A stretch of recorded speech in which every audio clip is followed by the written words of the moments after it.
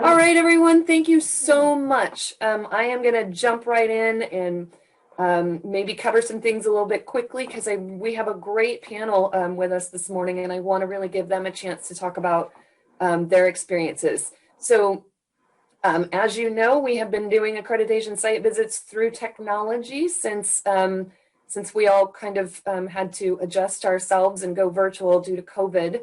And so this morning we're going to talk about that and kind of let those of you who have site visits coming up get a sense of what an accreditation site visit through technology is going to look and feel like, and maybe also share, hopefully, some tips and best practices for you. So next slide.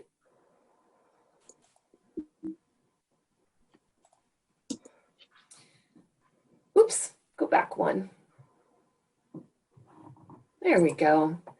So after I present a little bit of information this morning, kind of a general overview and cover some of those tips and best practices, we have a few questions that were sent to our panelists prior, and they're going to go ahead and talk to you about their experiences in virtual site visits this year from both the program director perspective, so the institution hosting the site visit, and also from the perspective of a team lead, leading a team on a virtual site visit.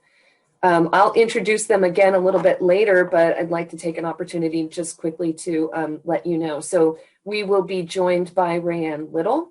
Rayanne is an administrator of instructional mentoring and specialized programs at the Orange Unified School District. Heather Redding is a teacher support coordinator at the El Rancho Unified School District. Debbie Parker is administrator of professional development and instructional services. And I did not get your institution name down there, Debbie. Are you here? Do you want to jump in and say where? Tulare City School District. Thank you. And finally, Jody Schwartzfarb, who is a teacher and the secondary induction specialist at New Haven School District. So we will bring them in as a panel in just a few slides. Next slide. Okay, come on. Yeah. All right, so the big question I think that may be burning on everyone's mind, will my site visit in the spring be virtual? The answer is yes. We made the decision that in order to help you best prepare and to just mitigate any concerns and anxieties about where will we be given the fact that we're shut down and we're open and we're shut down and we're open again. We figured we'd just put a stop to that yo-yo and make the decision that it's best for us to go ahead and plan that we are going to do virtual site visits through spring. So if you have a site visit coming up in the spring, it will be a virtual site visit. If you are joining in advance because you have a site visit maybe next year, we do not yet know what will be done for the accreditation year. We do try to make these decisions in as timely a manner as possible so that you have a chance to prepare. But there's just too many unknowns right now still for us to say one way or the other for next year. So stay tuned. We will keep you informed, but we have not made those decisions yet. Next slide.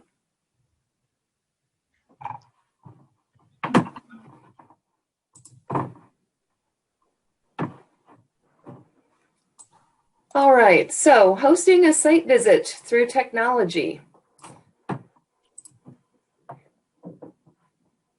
You as an institution, this is sort of a what will you provide, what will the commission provide? You as the institution will be responsible for providing the technology platform that will be used at the site visit. So that can be Zoom, that can be Teams, that can be Google Meet. It could be something I can't even think of right now because there are a lot of platforms out there.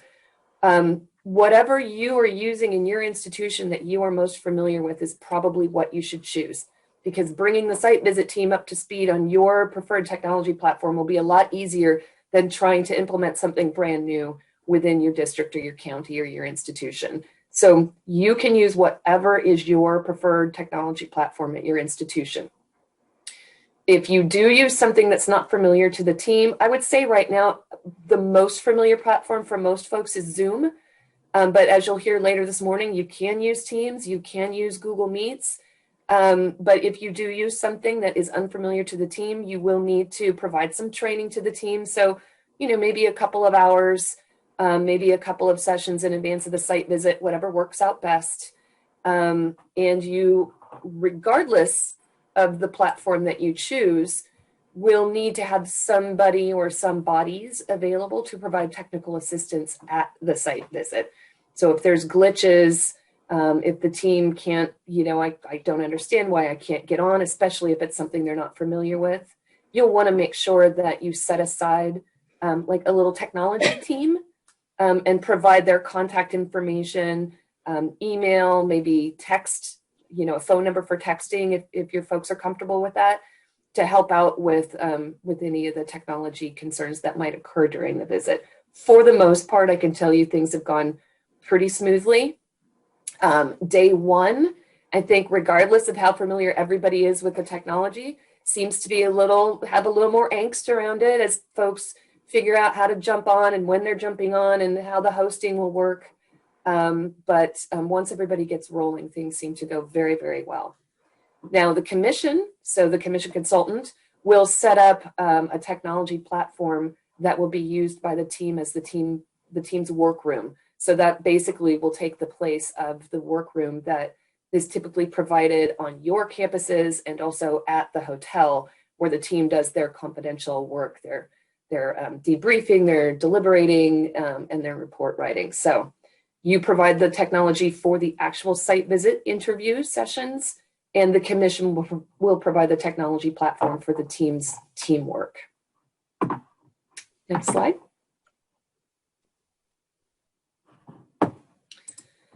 So since we started doing this last March, I would just like to, give a great big shout out to the institutions, some of whom had to jump into a technology visit very quickly, like within a few days, and also to our consultants.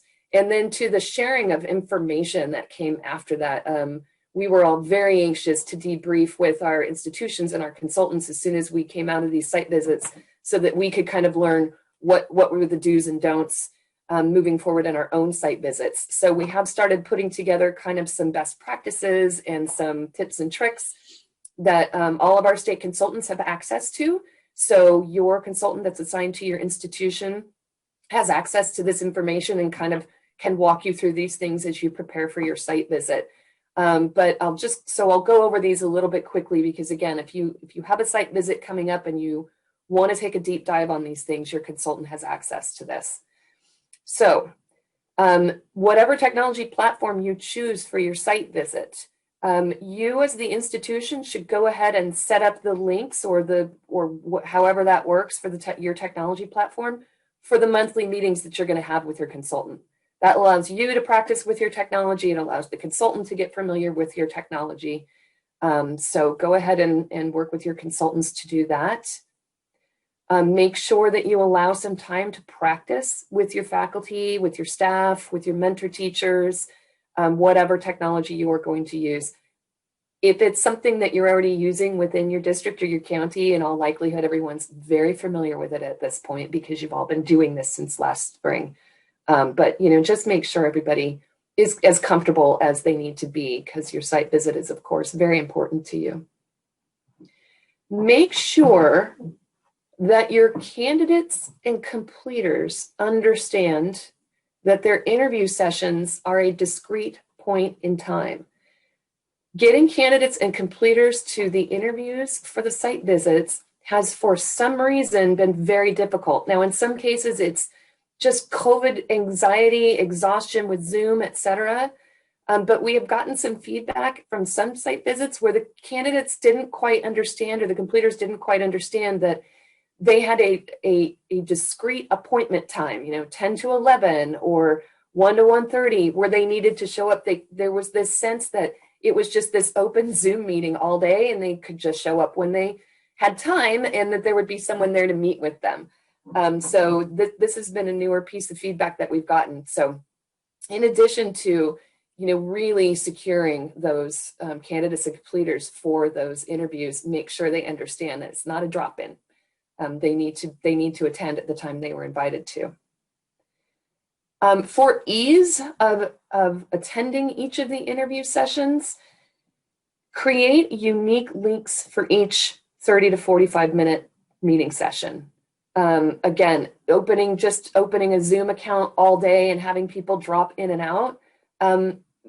You run into sort of traffic jams and people dropping into the wrong meetings, or people not understanding when they needed to be there. So of course, you've got a 3-day visit, maybe a 4-day visit, depending on the number of programs. So that's a lot of meetings to set up, but it really does work best that way. Set up unique links and then include those meeting links on your site visit schedule. So in each cell on your schedule, let's say you're putting it in a Word table or an Excel spreadsheet, in each of the cells where you list the constituents or the stakeholders that'll be interviewed, like mentor teachers, include the link to that interview session with mentor teachers in that cell. It makes it a really, really easy way for reviewers to just go, okay, this is my column, here's my interview time, I'm meeting with these folks, and just click on that link and they join that Zoom meeting. And then I would say post the schedule on your accreditation webpage, along with your program review information and your common standards review and all of the other things.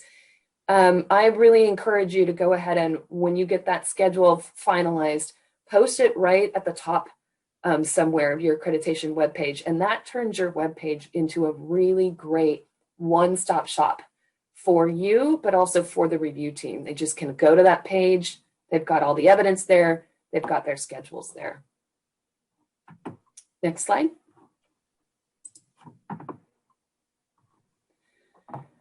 And then finally, assign someone. Now, probably this will be more than one someone because you'll have a team of, let's say 5 or 6, maybe as small as 3 if you have only a single induction program. But assign a host for basically each reviewer, I guess, and their interview sessions, because you'll want to be able to open those interview sessions 10 to 15 minutes early. So you can start admitting candidates or stakeholders or whoever is attending for that session and taking roll because we do need to have those head counts for the site visit report and to ensure that we're seeing enough stakeholders.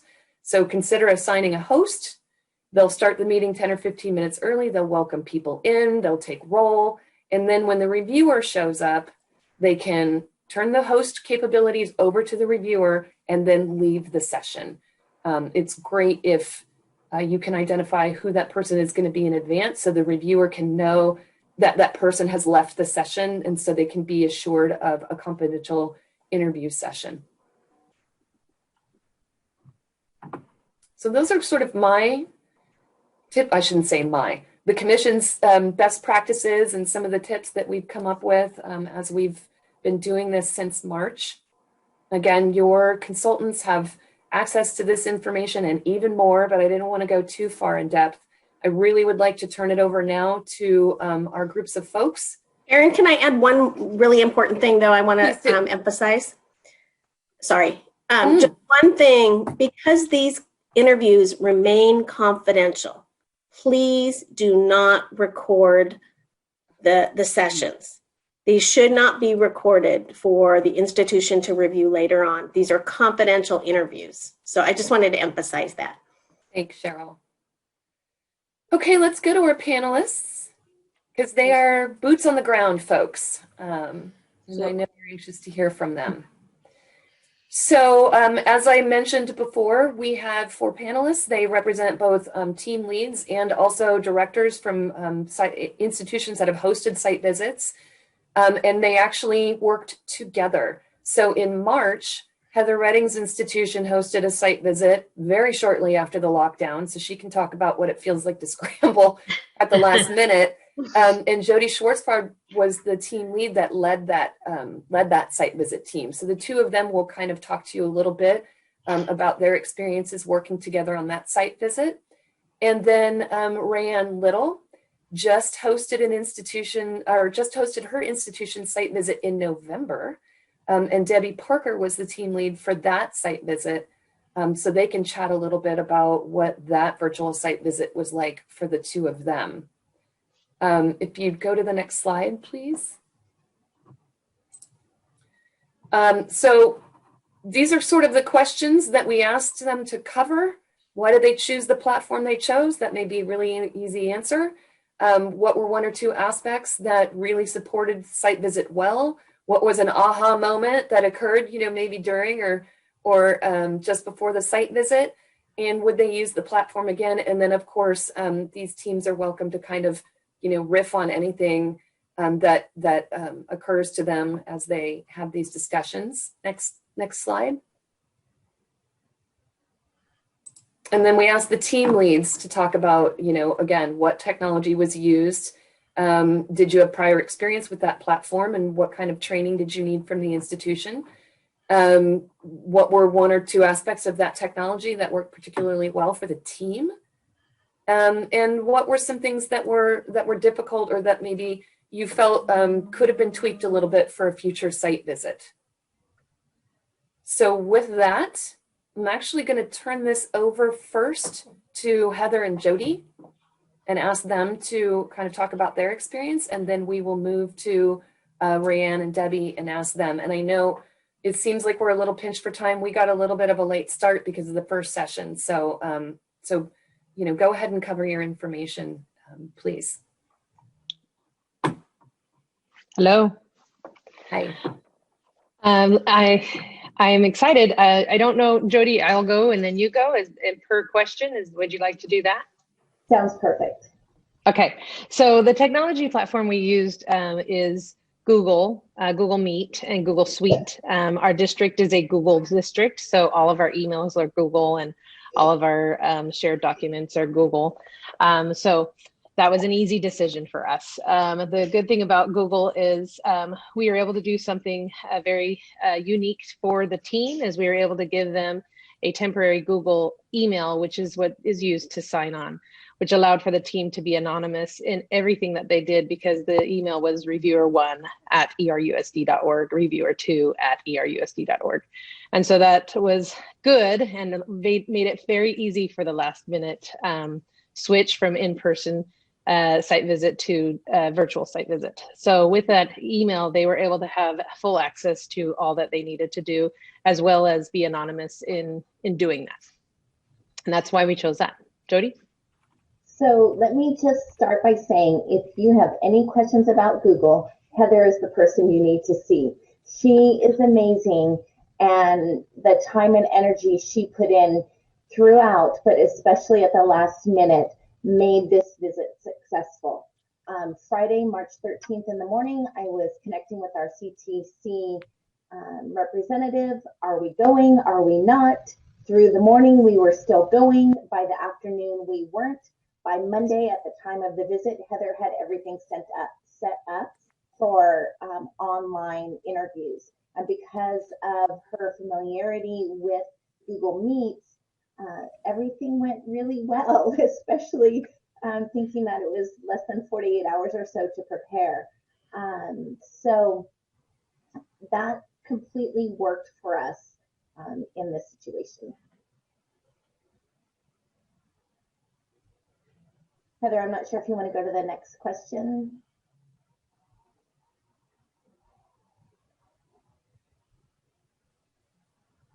Heather? I'm going to go ahead and, oh, there you are. Okay.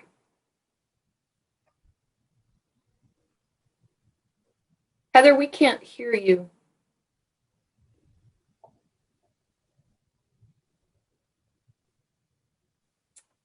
All right. Maybe Jody, and because I'm not host, I can't quite see what's happening, but maybe Jody, if you can talk about, yeah. So I'm going to address the question for the team lead, and then if Heather's able to address her perspective. We also used a Google Doc to prep for this today, so I do have access to her information. I had some experience with Google Meet, but not a whole lot. My district also uses Google for email and whatnot, so it worked rather smoothly. Let me do, also, I want to give kudos to my team. I am still in the classroom. So the first day of the visit, I was wearing two hats, trying to manage what was happening in my work world as well as with the site visit. So some of my team members picked up a couple of the interviews that I was unable to attend due to my other responsibilities. So I was okay with my knowledge of Google Meets prior to, as far as accessing things. And again, Heather had all the interviews set up very clearly.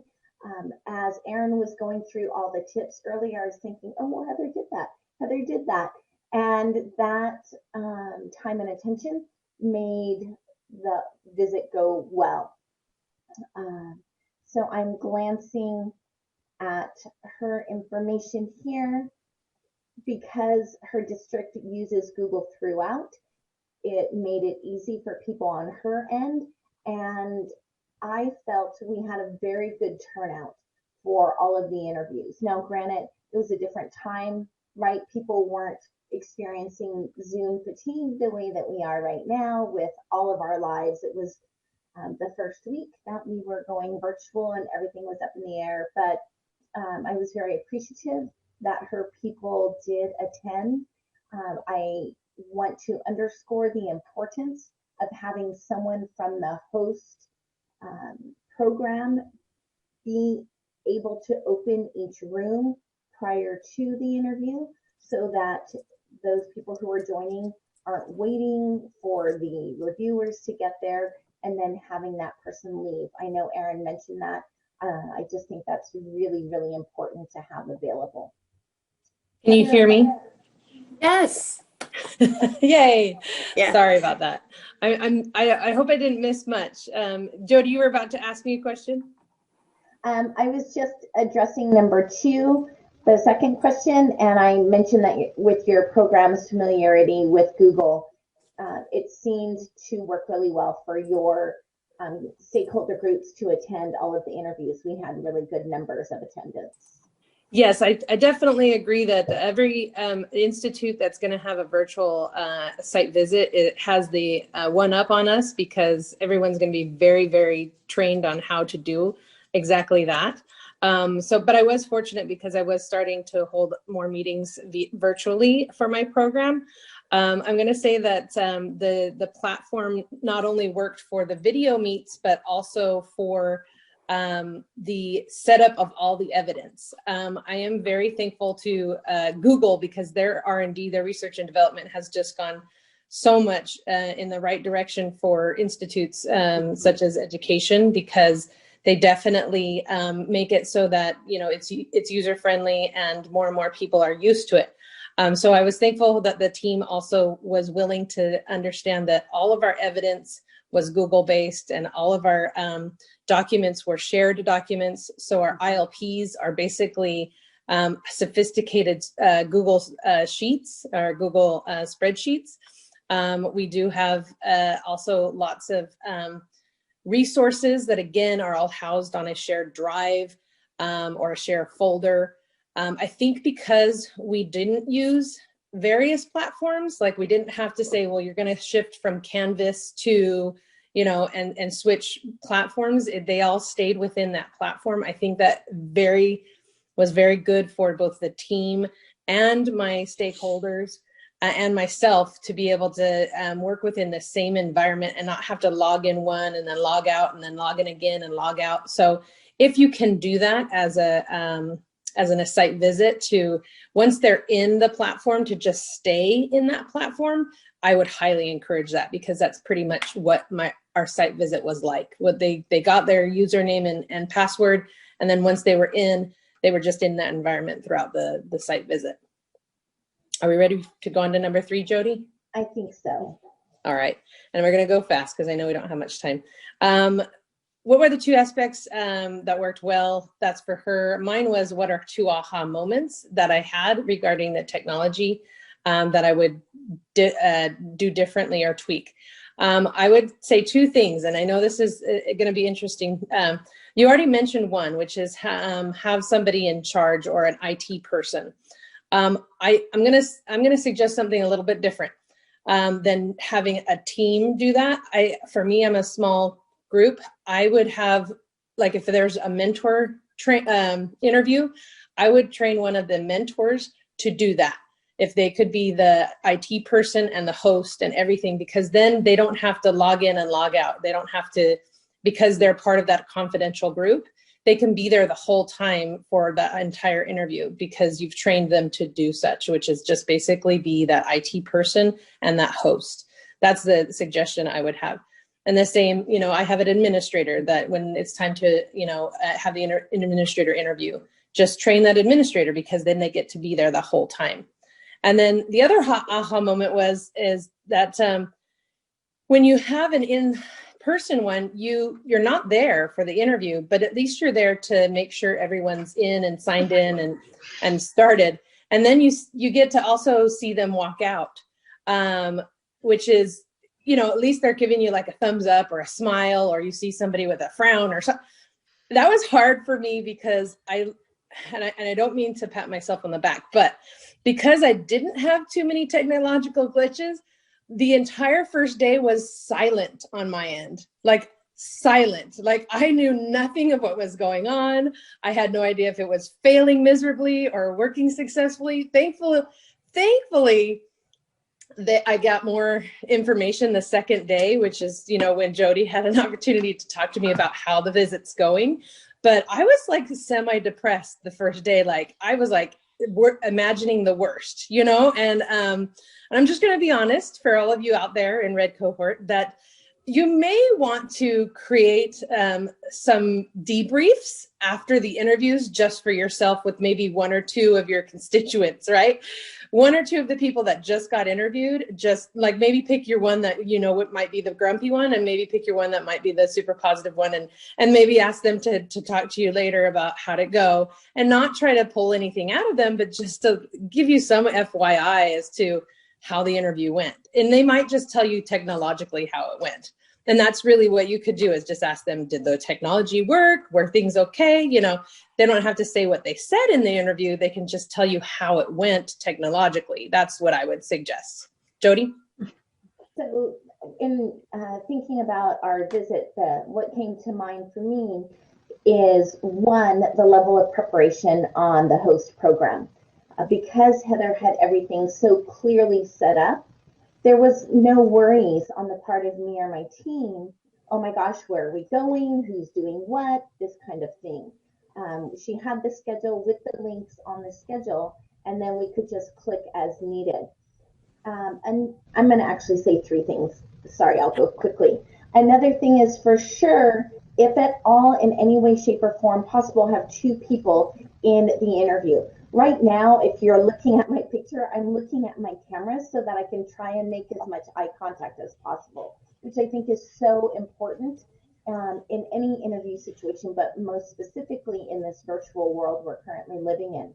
However, because I'm doing that, I can't necessarily see any comments in the chat or what's happening off to the side. So it's really, really helpful to have two people in, so I'm not going down, and taking more time, but having that secondary person there as support in conducting the interview. And the third thing is, for those of you who've been involved with visits before, typically there's around a 15-minute break in between each interview. Just because we are virtual, that break is still so important. My team would sometimes go back to the link for our breakout room just to touch base real quick in between the different interviews.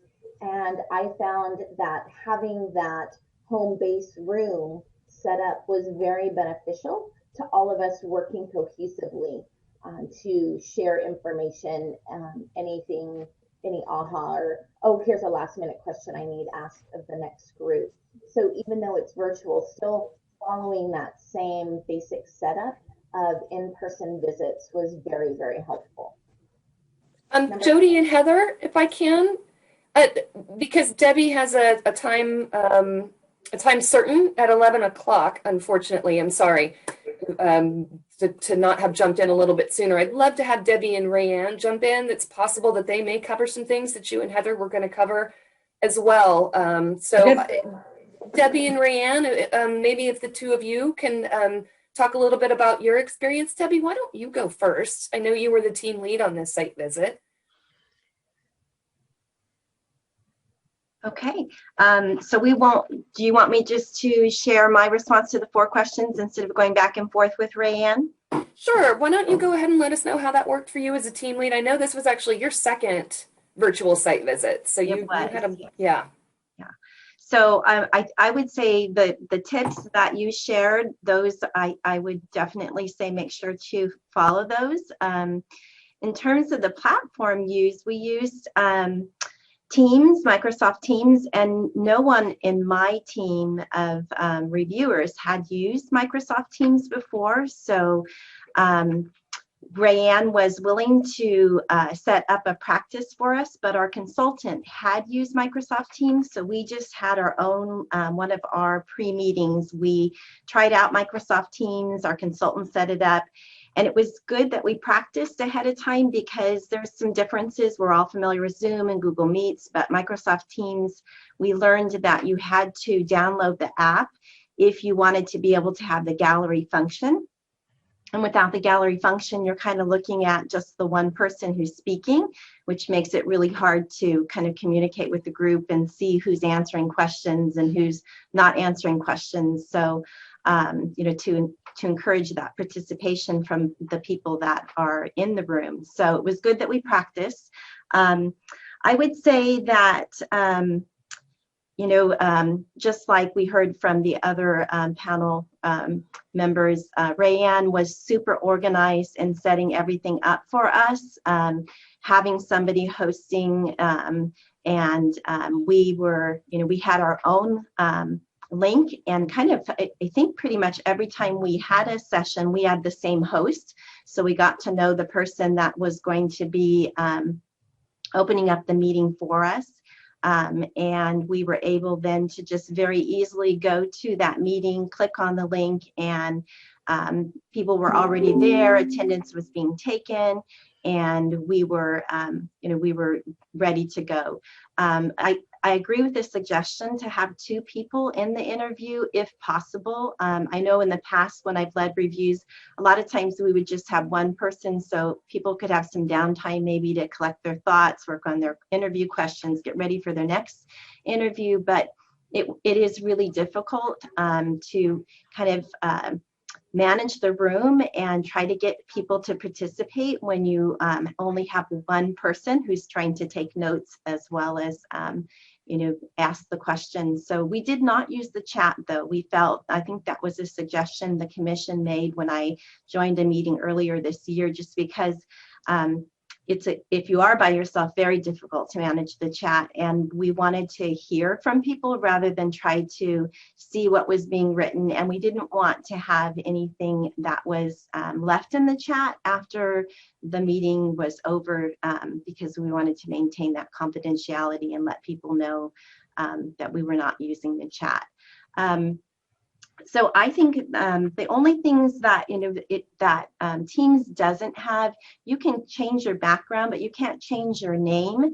So we were not able to, in my previous review I did earlier this year with technology, we used Zoom, and we were able to put Debbie Parker CTC so that people could see who the people in the room were that were from the commission or representing the commission. And then we had also asked that people in my previous review with Zoom, that people would put their name and who they were. So was I a year 1 special ed teacher, or was I a year 1 gen ed teacher? And that was helpful because we then didn't have to have people identify themselves when they actually were answering the questions.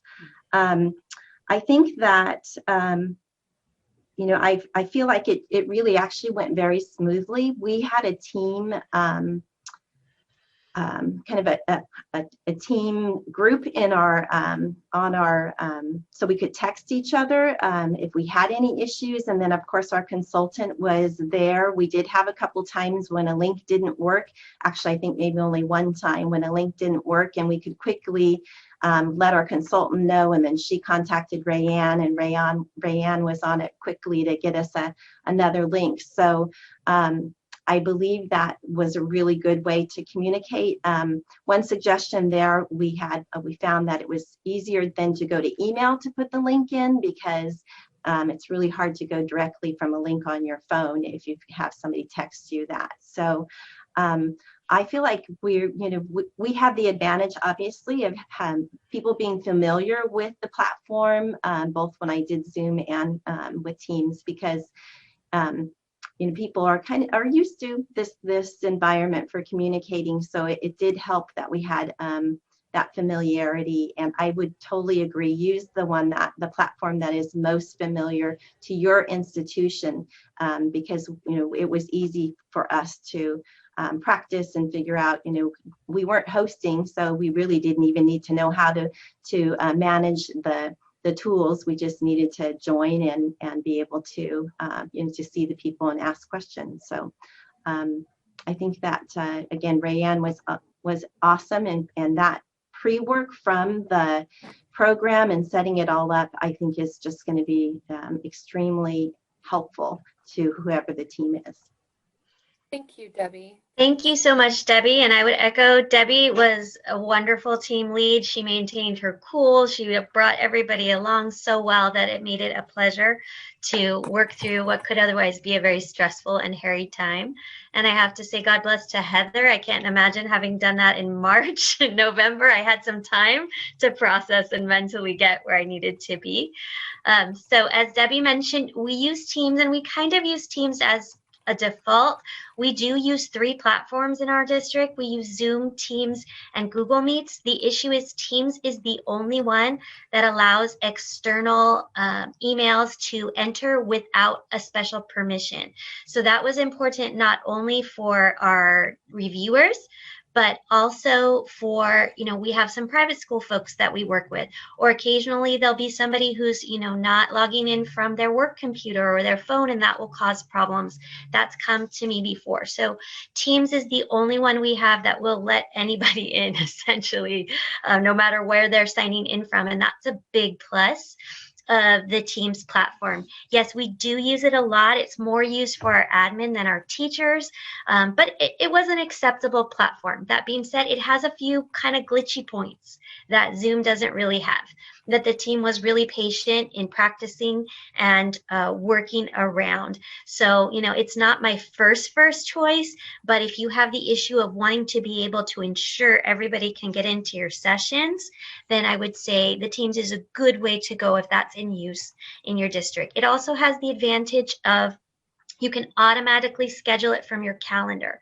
So the Outlook calendar, you schedule the meeting, you click a button, you have the Teams, and you can invite everybody you want to that meeting right there. And then you can go back and set it up to send reminders to them. I found actually, maybe I overdid it with sending reminders to people, and that was making folks a little crazy, but at least you had some confidence there. You do have to disable your chat if you're going to use it as the administrator, because otherwise, if you created the session, the chat will pop up. So Debbie's point about not using the chat is not a bad one, but you can also just go in and turn that off. You have to mute the chat specifically. So that's something to know about the technology. I think the 2 best things I did from a standpoint of interview, one was assigning the hosts and prepping them and getting very clear with them on what I asked them to do. They were wonderful. The only time that somebody blew it on a host assignment was when I assigned myself. So I would say, do not assign yourself, because they'll have asked you a question or asked you for something, and you're so intent on doing a good job that your mind's going off in that direction until you realize, oh my goodness, I was supposed to be on that meeting and take roll, and I did it. So the only one we fell down on the job was my session. The other one is putting everything in one spot. You already talked about having the schedule that was on the website that had the links for each session, which we did. And then I also linked the team list of who was invited to that meeting and had my hosts take attendance right there. So that was all on one sheet that they could go through. Both the team and the host could pull it up, log who was there, and get off. So that was really useful. do be careful. I know, there are little tweaks that happen to the schedule up to the last moment, which is great. And I love that Debbie and Gay Roby, really helped me in getting the schedule something that worked for them. But we did end up with like 2 different versions at one point, where there was a Word and there was a Google Doc. And so, that last day before my visit, I sat with 2 devices and I checked every single link at the same time to make sure they went to the same place. So if somebody had a different version, they were getting to the same place at the same time. And I did find a couple where there were errors. So I would just say be really careful with that. If your versions get revised, that everybody gets the most updated version and it is the same, that all of those work. So the team was wonderful. They could not have been better at rolling through whatever challenges we had. I agree with Heather. It was very scary to not know at all who was coming, what was going on. That was daunting. Of course, you have those folks that will text you or email you or call you, no matter even if you tell them not to. And that was nice to hear a little bit of feedback that way as well. But you just kind of have to have faith at a certain point that you have done your work and let the process play out. Thank you, Rayanne and Debbie, both. I'm sorry that you had to rush. I really appreciate that. Oh, yes, and Connie Best, you're correct. The site visits coming up in the spring are for red. But it was I just wanted to remind everybody. So I think we're going to get very abruptly kicked off. If you have questions, please email your color cohort consultants. Also, if you have a consultant assigned to your site visit, don't hesitate to email them with any of your questions.